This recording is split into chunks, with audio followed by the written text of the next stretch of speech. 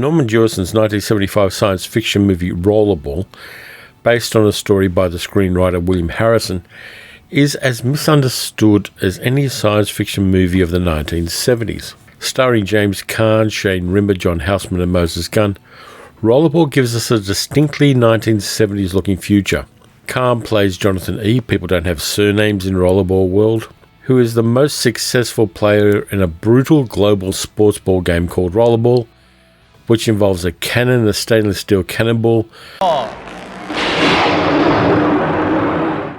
motorcycles, spiked gauntlets, and athletic young men too stupid to know what's good for them. The weird thing is, this is the movie Norman Jewison made right after he finished making Jesus Christ Superstar, but people don't really understand Rollerball.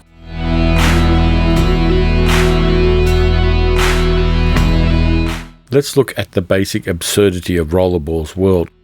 The human race is divided into corporations. The Energy Corporation, which uses the colour orange, runs the city of Houston, where Jonathan's team is based. The movie's set in 2018, and the corporations that run the other city-states are transport, food, communication, housing, and luxury, and they each have a rollerball team. Within those corporations, society is stratified into 3 tiers. The executives, who make the rules and have everything they could possibly want, the pampered pets like Jonathan and his team, and a horde of beautiful young things who we get to understand in the party scenes, which are deliberately shot to look like the lifestyle section of a 1970s Playboy magazine. And then there are the masses who attend and watch rollerball games and are kept controlled by legalized drugs. The status of the pampered pets we see when Bartholomew, the executive played by John Houseman, visits the Houston rollerball team in the locker room after a successful game. You are fine tonight, all of you. You're mean, sharp. How are you, Jonathan? I'm feeling mean, Mr. Bartholomew. It's good to see you. Jonathan E. That's the name. He speaks slowly and simply to them. He speaks fondly and in an avuncular way. It's like they're his fighting dogs and he's the trainer. Wikipedia has a good summary of the game of rollerball for anybody who's interested. I'm not particularly, because I'm not a sports ball fan, but I'll post a link in the description for you.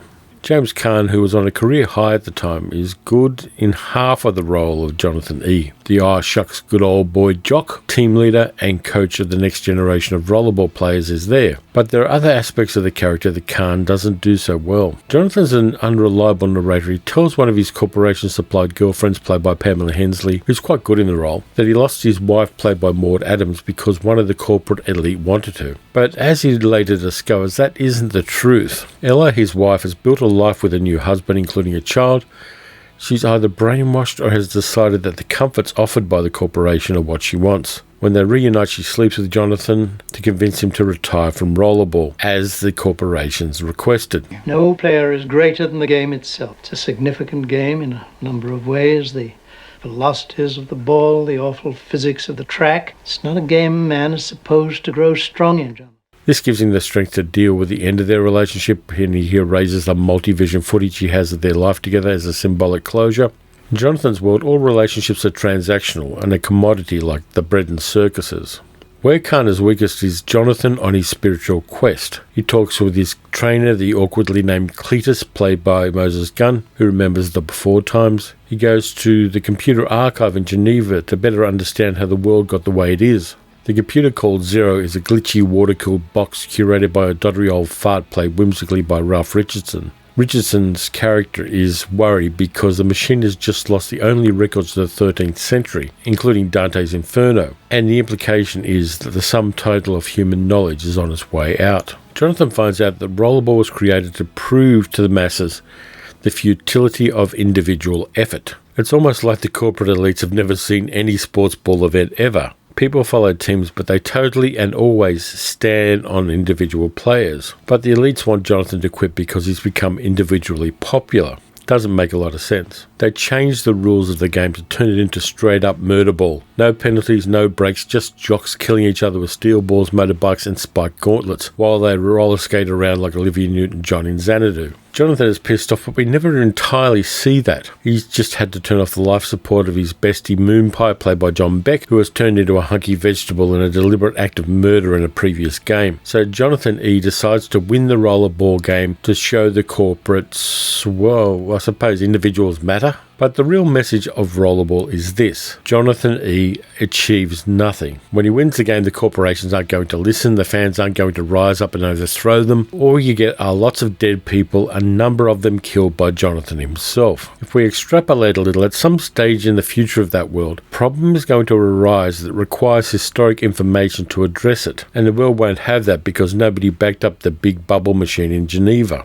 Everything will go belly up, society will collapse, and all those pretty people with their tree-destroying pistols are going to end up gnawing on one another's half-cooked thigh bones before you know it.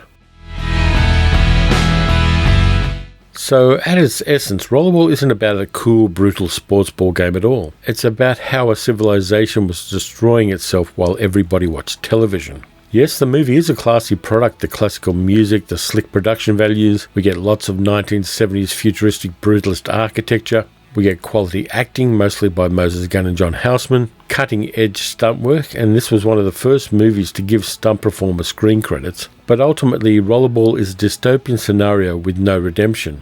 And that was Norman Jewison's original intention. Looked at from a certain angle, it's a good movie, but too few people looked at it from that angle. The people who saw the movie in 1975 were so programmed to uncritically enjoy sporting events that they missed the message. After the movie came out, numerous sports promoters tried to buy the rights to Rollerball as a game from Norman Jewison. Jewison went suborbital on them. They didn't understand his movie. To quote from Wikipedia, Jewison was outraged as the entire point of the movie was to show the sickness and insanity of contact sports and their allure. So there was a cultural split in the reaction to this film. In Europe, they understood that the movie was a cautionary tale. In the USA and some other markets, they grooved on the sports ball. The European view is the one with which I agree.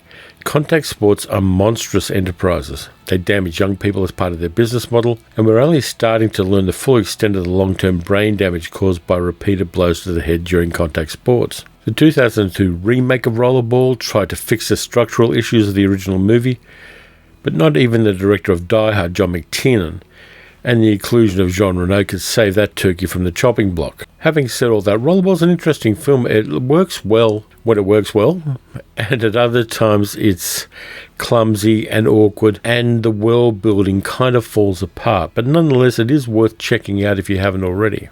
Thank you very much for watching. If you enjoyed this video, please consider liking, subscribing, and leaving a comment and hitting the notification bell. You can also donate to this channel and become a patron at patreon.com/paleocinema. So take care of yourselves. Be safe. Watch some good movies. Watch some bad movies. Watch a few futuristic sports movies, though there aren't too many of those. And I'll catch you next time.